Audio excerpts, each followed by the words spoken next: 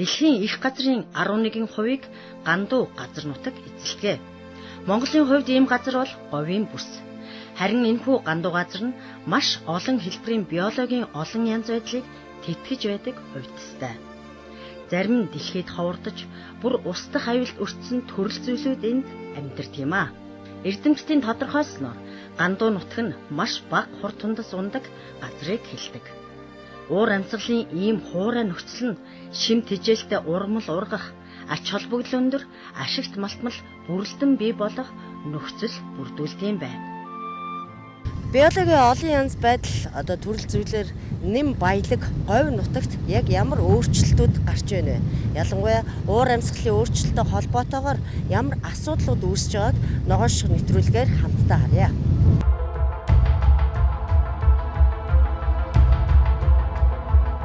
Таангүй говь.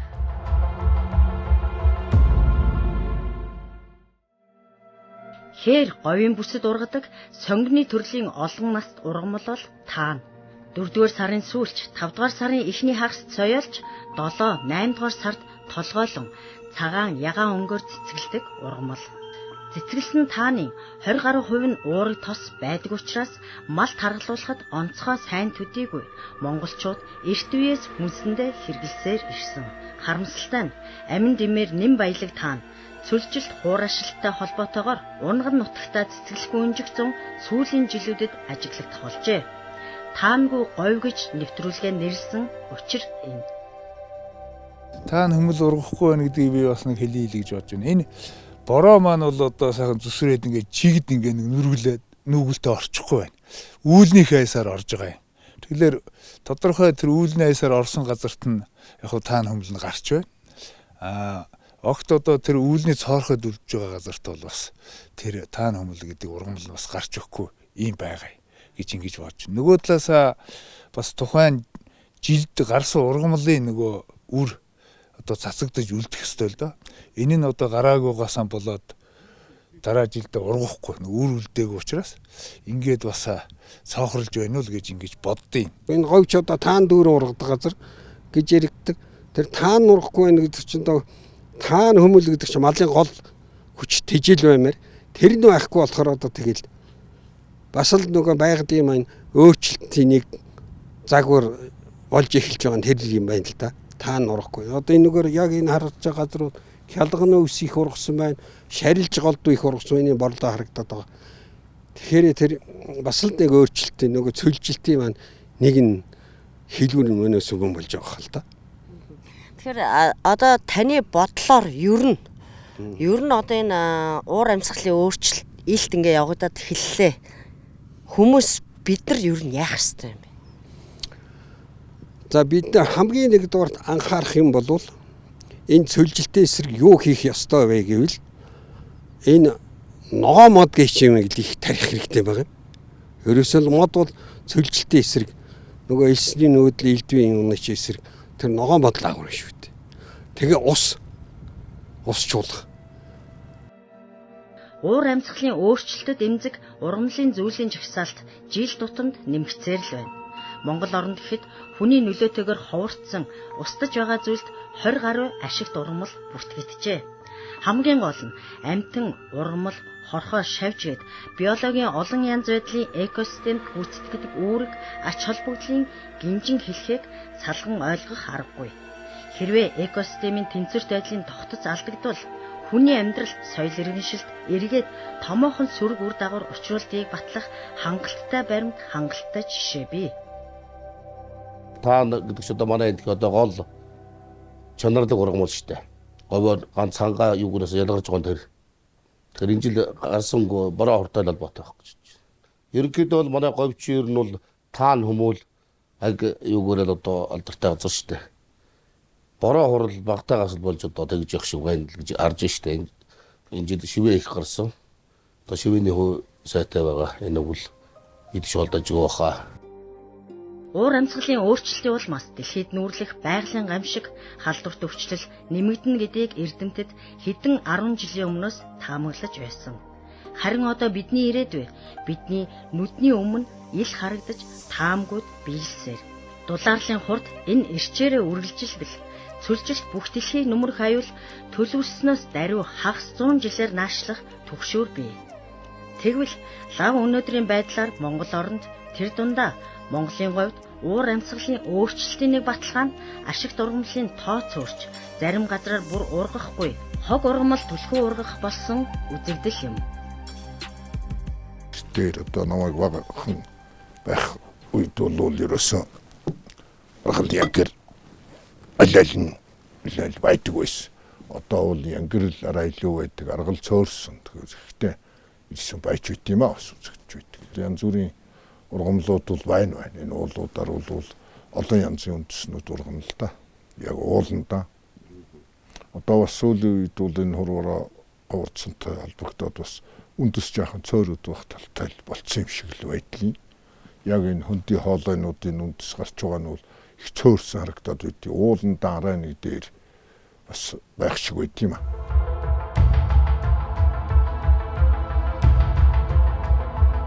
Таангүй говь.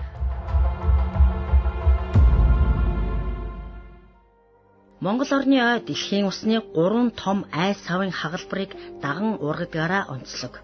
Гол мөрний усны нөөцийг зохицуулагч, цэвэршүүлэгч, хөрсийг хамгаалагч төдийгүй уур амьсгалыг зөөлрүүлж, хүлэмжийн хийг шингээхэд дэлхийн хэмжээнд тун чухал нөлөөтэй ойд тооцогддог. Иймдээч Монгол улс тэр бум мод хөдөлгөөн өрнүүлсэн. Үүндээ энэ бол дан ганц төр засгийн амлалт зорилго биш. Монголоор овголдог хэн бүхэнд хамаатай асуудлаа. Цагаагаар мэдээс оролдог ш. Арцуг дэвэр олоогоор шалхтай гээд одоо булган сум дээр ихэд сүүлийн 3 жилийн хугацаанд 392 өдөр нь билүү дээ. Хамшигын хэмжээнд хүртэл шуурсан юм одоо тоо байгаад. Тэгэхээр энэ 70 задгаад булган хоёрыг одоо холбосон ногоо хэрэн байгуулъя гэсэн энэ ажил бас булган сумаасаа нааш эхэлсэн, 70 задгадаа цоошоо эхэлсэн ингээд явчих. За 3 дахь ажил бол одоо мэдээж манайх бүх одоо тарсан тэр бомбуудыг гүний усаар услаад байх боломжгүй. Гадаргын ус багтаа учраас энэ говийн одоо үндсэн ойн сан болох цаг за цөөхөн байдаг тоорон төглүүдээс сэргээхийн ажлуудыг хийж байна. Одоо хамгийн бага зардалтай хамгийн ус бага хэрэглэх одоо 7.2% манай цагаан ой сан эзэлдэг. Тэгээ одоо цагаан ой санг нэмэгдүүлэх одоо сэргээг нэвтэршүүлэх энэ ажлуудыг хүрээ ингээд дөрвөн чиглэлээр хийж байна. За тарьц суулгацын хувьд бол 2023 онд засгийн газрын тогтоолоор 2 анги нэмэгдсэн. За оюутлогоо цод компани одоо нөгөө тэрбум модны амлалтын хүрээнд бол тоног төхөөрөмжийг бол нийлүүлээд за орон нутгийн төсвөөс бол тогтмол зардлыг нь олгоод энэ баруун зүүн бүсийн ангуудаа жилд 500 мянган суулгац гарах хагас автоматсан өвчин чадалтай мод үржүүлгийн газар ангийг байгуулсан. Дэлхийн ойн бүсийг урдаас нь эхлэн халуун орны хуурай, сэрүүн бүсийн гэж 3 ангилдаг. Харин манай орны ойн сангийн талбай 85%-ийг сэрүүн үлдсэнийг хуурай бүсийн буюу заган ой эзэлж байна. Тэгвэл энэхүү сэрүүн бүсийн ойн дэлхийн ойгоос ялгарах нийт хүчил төрөгчийн 3/1-ийг үйлдвэрлэдэг гэсэн судалгаа байдаг. Улс орон дээр л энэ тэрүүн модны хүрээнд маш их мод таригдж байна. Манай сумч гэсэн одоо бас нэлээдгүй модыг тарихыг бас нэлээд зорж байгаа. Одоо Эрдэнэс 5 толгой компани хөрөнгө оруулалтаар за мөн Цэргийн ангийн нөхдүүд маань 50 га газар хашаалчихсан одоо мод тарьж байна. Сум өөрөө бас тодорхой нэлээдгүй хэдэн зэг дээр бас мод хашаачихсан одоо мод тариалаад явж байна. Хөрхийн шарнууд гэдэг нь бас нэлээдгүй бас олон ургуудан байдаг. Тэр хүмүүс маань жилд 1000 мод тарьж байна. Энэ хавраг гिचл бидэд одоо айлуудаа модон тариараа гэдэг нэг айлд 13 сая төгрөгийн одоо өдөөний айлуудад хашааны мөнгөний санхүүгийг олгож байгаа. Тэгэхээр тэр бас 3 айл ойролцоо бас нэг одоо модон төгөл байгуулах гэж явж шүү дээ. За дээрэс нь манай одоо энэ Номон сум баан бас тоорой бас ургадаг ийм газар. Тэгээд энэ тоорой ургадаг газруудаа бас Өмнөг аймгийн байгаль орчны газартай хамтраад энэ тооройг бас тарихыг нэлээд бас зорио явуулж байгаа. Усыг цуглуулж, жигд барьж хуваарлах, хурд тундсны хэмжээг нэмэх зэргээр байгаль дээрх усны гормыг зохицуулдаг хүчтэн бол ердөө л модод. Хөрсөнд нэвтсэн хурд тундас шүүгдэн, эргээд цэвэр усаар гол мөрөн далаа тэнгисийг дитэгдэн бас л модод. Цөлжилтийг сааруулагч, элсийн нүүдлийг тогтоон барьдаг ачтан мөн л модод. Харин модыг тарьж ургуулахад асар их хүч хөдөлмөр, сэтгэл бас хөрөнгө шаардсан ажил байдаг. За аймгийнхаа зүүн бүсийн 5 сум, Хамбогд, Манлай, Баян-Аваа, Цогццээ, Цогтуваа гэх мэт сумдыг за мөн дээрээс нь одоо уул уурхайг чанартай тарьж суулгацсан мод бодлого ургамлаар хангах юм одоо үндсэн чиглэлтэй байгууллага. Ургамлын хувьд бол манайх одоо жилдээ 300-аас 500 мянган одоо мод бот суулгацыг гаргах юм хүчин чадалтай ой анги гэж байгуулагдсан. За мөн одоо оюутлагын хөрөнгөөр 3 га талбай. За мөн дээрээс нь одоо бүрэн механикчсан одоо мод үржүүлгийн талбайд байх бүхэл одоо техник тоног төхөөрөмжөөр хангагдсан ийм байгууллага. Манай говийн нөхцөл одоо усны л маш их дутагдaltaй байдаг. За хангаа газрыг бодвол манайх тийм одоо гадаргын ус гэдэг юм байхгүй дандаа гүн өрмийн худаг. За гүн өрмийн худаг одоо манай мод үржүүлгийн талбайд 2 гүн өрмийн худаг байна. За нэг нь болохоор ер нь 2 худаг маань хоёулаа л одоо 100-аас цааш 110, 20, 30 метрийн гүнд гүний усаар одоо услага юм хийж арчилгаа хийж ингэж явуулж байна. За усны төвшин бол ер нь мэдээж одоо жил ирэх туссан олон мод одоо очлох холдох юм магадaltaй. Говьд ургадаг моднууд 8 төрлийн мод тарьж байна. Цахаас нэрлвэл заг, сухай, харган, бүүлс гэх мэт 8 төрлийн мод одоогийн байдлаар тарьж бэлтгэлж, хайруулж, арчилгаа үйлчлэгийг хийж тарьж байдаг. Жилд яг нийт тарьсан бол нэг 150 мянга орчмыг энэ жил тарьж одоо намаржилтын байдлаа үйлчлэлтийн байдалд нь бэлтгэж бүрэн дууссан байна. За жилдээ нэг 200 мянган мод багадаа 200 мянган мод одоо үрсэлгээд болон одоо бэрэн боловсрсон тарь суулгах чанартай тарь суулгацыг одоо гаргахад л чиглэж ажиллаж байна. За мод тарих чиглэлээр бол бас энэ иргэдийг урамшуулах чиглэлээр анх 2012 онд нэг мод 4500 төгрөгийн урамшуул болгохоор гарч ирсэн. Одоо энэ тэрбум мод хөдөлгөөн үүсэнтэй холбоотой за тэгээд хурлаараа 12500 болгосон. 13500 төгрөгийн урамшуултаа болгосон. Энэний хүрээнд одоо жилдээ эхний жил ихэд одоо нэг 70 орчим саяыг иргэдэд урамшуулж ирсэн бол дараа жил нь 150. За энэ жил ихэд 350 орчим сая төгрөгийн урамшуулыг, эх жил нэг 700 орчим сая төгрөгийн урамшуулыг одоо нэг мод тарьсан иргэдэд олохоор ингээд орон нутгийнхаа төсөвд суулгаад эндээсээ одоо тоолоод хүлээж аваад иргэдэд урамшуулад ингээд явчих. Энэ бол одоо юу гэдэг бүх зардлыг хангахгүй ч гэсэн одоо тодорхой хэмжээний услгааны зардалд нь достын болж байгаа хаа гэж. 3 тэс суманд одоо 100 гаруй мянган цаг тарьсан иргэн гэхэд одоо өнгөрсөн жил 61 сая төгрөгийн нөлөөтэй урамшуул аваад явчих жишээ нь. Ийм одоо орон нутгийн иргэдийг урамшуулдаг бас ийм систем аймгийн иргэдийн хурлаар батлаад ингээд хэрэгжүүл явж байна. Дулаарлын уралмаас хар салхины давтамж нэмэгдэж, аадар бороо, үер усны гамшиг, хөрсний гулгалт дэлхийн олон оронд хаа сайгүй тэмдэглэгдэх боллоо. Уур амьсгалын өөрчлөлтийн нөлөөгөөр ичигсэд сэрэх, шувууд өндөглөх, газар гисэх, байгалийн тогтсон хугацаа хүртэл баг багаар өөрчлөгдсөр байгааг эрдэмтэд тогтоогоод байна. Уг нь өмнгийн говийн бүс нь зэрлэг амьтан ургамлыг тэтгэж, тэдний амьдрах орчин нь болох дэлхийн дайнд хамгийн бага хөндөгдсөн уудам, байгалийн унган төрхөө хадгалсан газар нутгуудын нэгд тооцогдгоо. Ер нь эхлээд бороо хур оруулахгүй. Энэ нэг жаах үүл гарч байна л да. Одоо энэ тэнгэрт одоо ингээ байгалийн үүл сайхан гарч ирж. Үүл үзэн гуутал одоо ер нь салхин ширүүсээд ингээд салхилаад нөгөө үүлээ хөөх, хүүтрэх, сэрүүсэх. Энэ бол одоо мөн л одоо нэг гамшигын нэг одоо ийм үзэгдэл юм гэж ингэж би бод. Ингэснээр бороо хурыг бол оруулахгүй их оройтуулж ингэж бий болж. За хаврын үлрэлд бол манай говьд одоо салхи шуурга нэлээ бий болдог. За энэ нь бол одоо бас байгаль цагуурын мэдээлэлээр хичнээн гарч байгаа ч гэсэн зарим үед бол огт гарахгүй мэдээлэгдээгүй юм салхи хүчтэй салхинууд өсөж байна. Жишээлбэл одоо сүүлийн 2 жилийн хугацаанд зарим газраар одоо үе үеийнхэн тийм хүчтэй хаврын үлрэлд маш хүчтэй ийм салхилж шороо хүй босч угалз одоо иймэрхүү юм бий болж аюул үүсгэж байна. За нөгөө талаасаа ер нь хаврын үлрэлдэн бол голцоо бараа байнасаа зөө урагш тогтсон ийм хүчтэй салхилж энэ хөндийг андагаад өвс бэлчээрийг одоо туугаад малын одоо идэх юм ийм болж. Үндсэндээ ургамал маань бол одоо нэг настай ургамалч гэх юм уу да тий. Одоо олон настай ч гэж ярьдаг. Жилийн одоо удирдлийн чанартай ургадаг ургал маань бол тал хөндөд энэ салшин урган туугдаад бас мал идэх юм уу ийм бас ганы бий болгож байгаамаа. Говийн хөрс нэн нэмзэг. Шим тэжээлтэй хөрсний давхарга нь нэмгэн зөөлөн байдгаараа онцлог. Иймдээч эвдэгдэж талхлагдахтаа амархан. Гэтэл байгаль, хөрс дэлхий, хүн төрөлхтний хөгжил дэвшлийн хурд техник технологийн өмнө хүчхүйдэн дорооцсоор байна. Имзэг зөөлөн хөрстэй учраас одоо энэ орчин үеийн машинууд чинь дэлжигнэр их гараад замаа сонгож давхсаар байтал ийм хөргөн удам талдч одоо нөгөө нэг олон салаа замч аяанда бий болдог байна л да.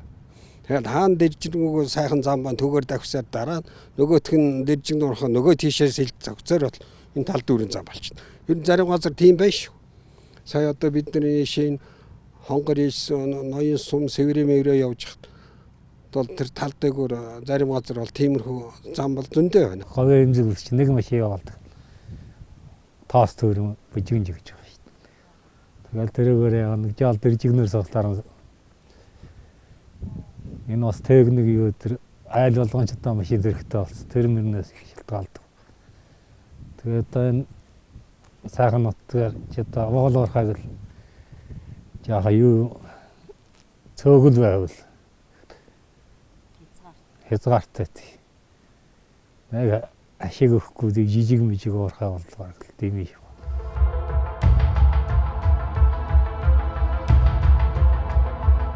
Таангүй говь.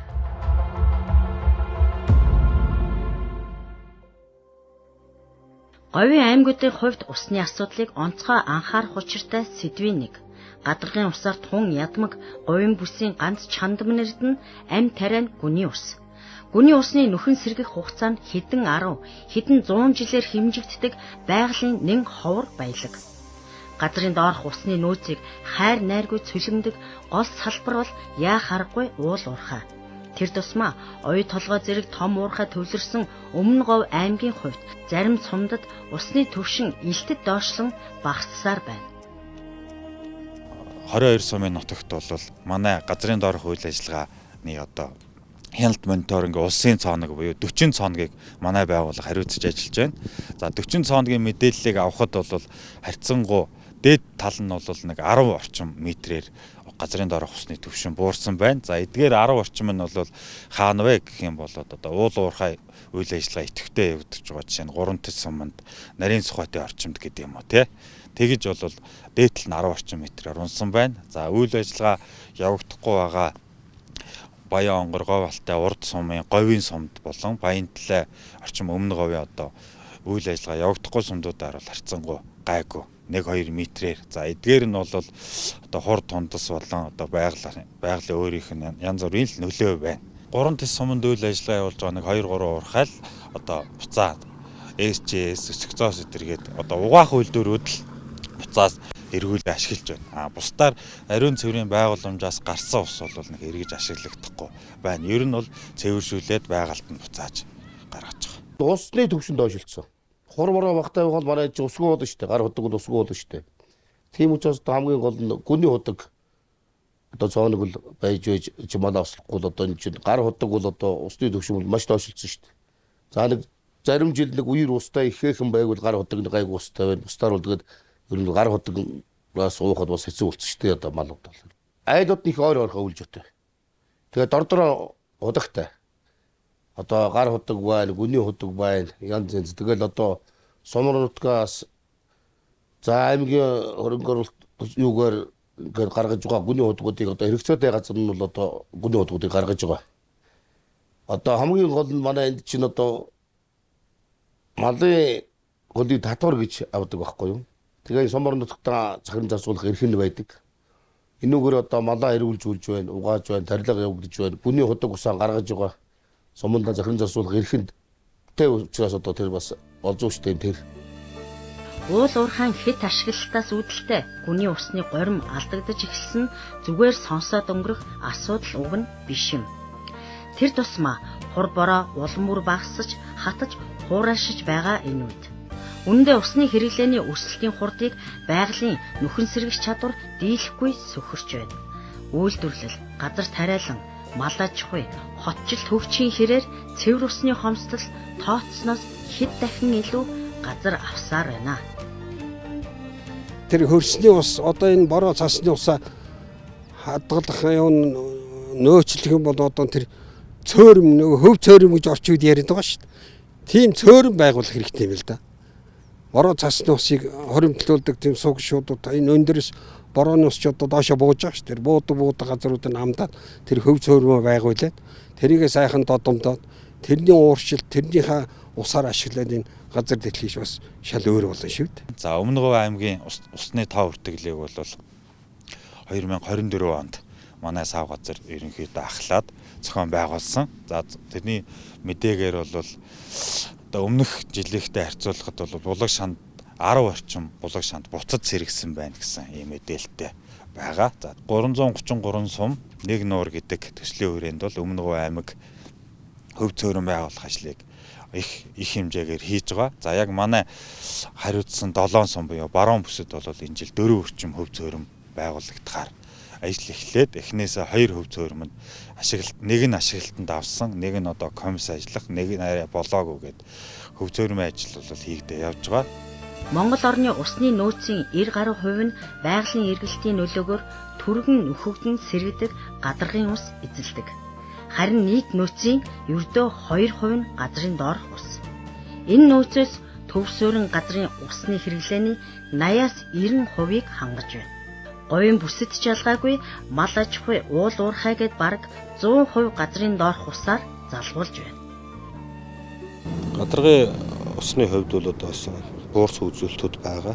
Манай аймгийн хувьд бол нөгөө гүний худгийг их хэмжээгээр гаргадаг учраас бас гүний худгийн тоо нэмэгдсэн гэсэн юм үзүүлэлттэй. 2 жилийн хугацаагаар бол нэг 300-аад одоо ус цэгээр нэмэгдсэн юм үзүүлэлттэй байна. Энэ нь бол зүгээр нөгөө гүний худаг гаргаж байгаа тоогоор л нэмэгдэж байгаас одоо гадаргын ус нэмэгдээд байгаа зүйл байхгүй.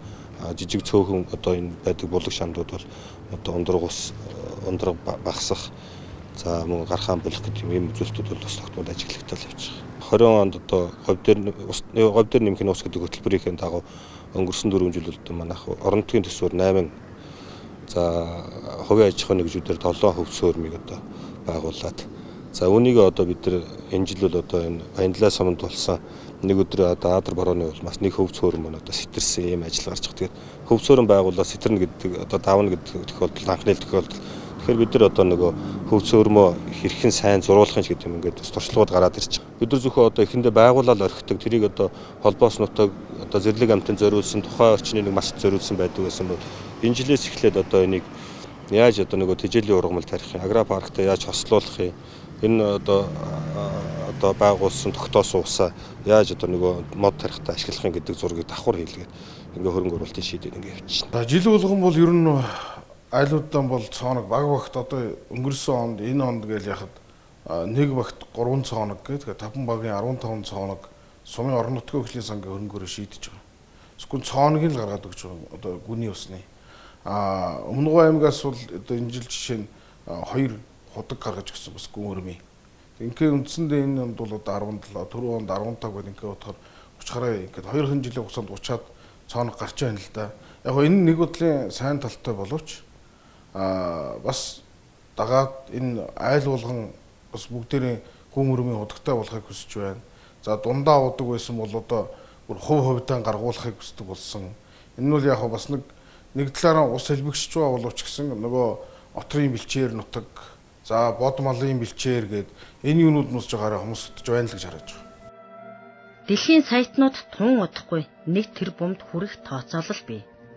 Жохом энэ үеэс ус дэлхийн бодлогыг тодорхойлж нефт бүтээгдэхүүнтэй дүүцэх хэмжээтэй үнэлэгдэнэ гэж үздэг. Цаашлаад 2035 оноос хойш дэлхийн хүн төрөлхтний 3/2 нь цэвэр усны дутагдалд орох магадaltaй гэж судлаачид хамбалсан. Өнөөдрийн байдлаар гэвтэл манай гаригийн 2.8 тэрбум хүн цэвэр усаар гачигдаад эхэлчихсэн байна. Энэ хөрсний ус гэдэг юм бол доошлоо алга боллоо.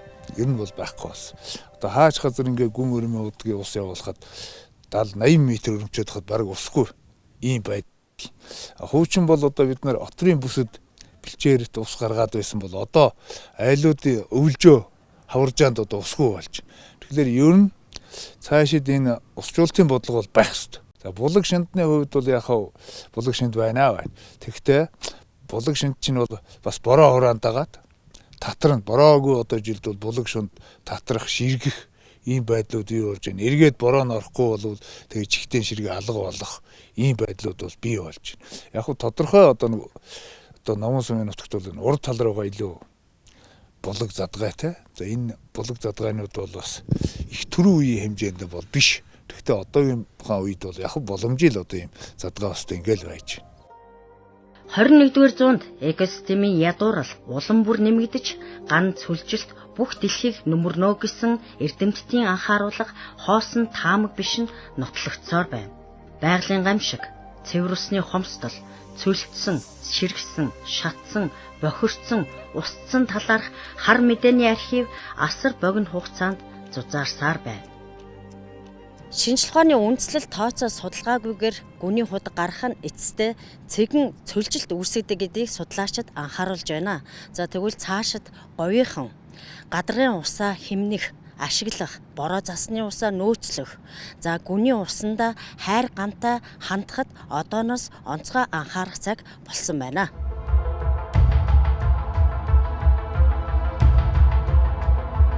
Таангүй говь